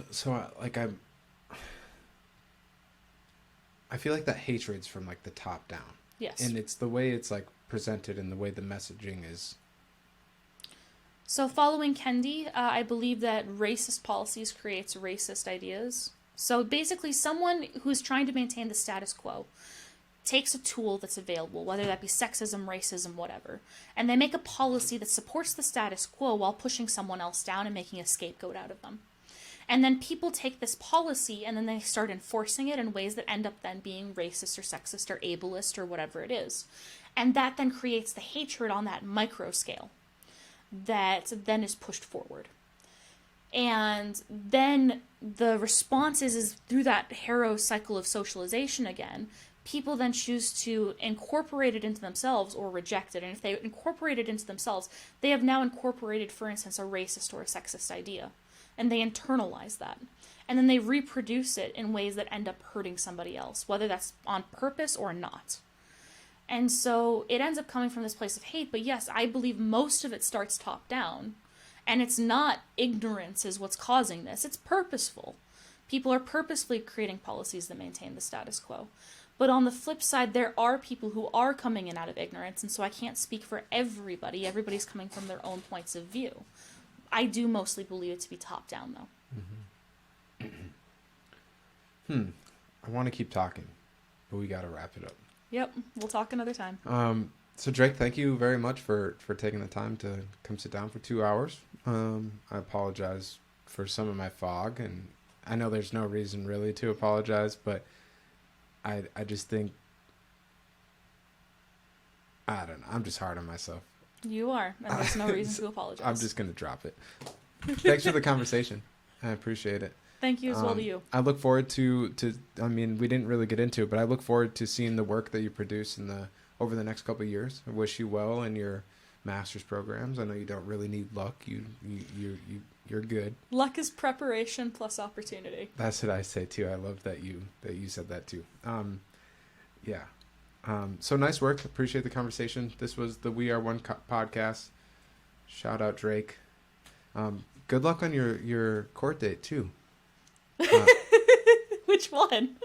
True. I guess now you got two to be concerned about. Hopefully you get a letter in the mail saying they're not going to charge you with that citation. But I meant with your name change. Yeah, to make it clear, I have two. One is because I was one of the people arrested on I-94, and the other because I'm doing my official name change papers. Mm-hmm. Which is kind of exciting. Yes, both of them are. I'm actually... Oh, I do this to myself all the time. I'm like, all right, let's wrap it up, and then I think of something. But I'm actually excited. I didn't realize it had just been over like the past year for you since you've kind of gone on this journey of self-discovery and liberation, I guess. I keep coming back to that word liberation, but that's really what it is. It is. You're finally allowing yourself to be yourself. And I'm actually like shocked that it's only been about a year since you've kind of broken out of that box. So I commend you for how far you've come and finding your voice, and I look forward to just what is in store for you in the future. Thank you. Yeah. And I think you're going places as well. We'll see. All right. Thank you guys for tuning in. Like and subscribe. We'll be back. This was the first one in like a week. I don't like taking that long of breaks. I need to do like a podcast every day or something. I need to get paid for podcasting so I can do it every day. Pay me. All right. Peace out.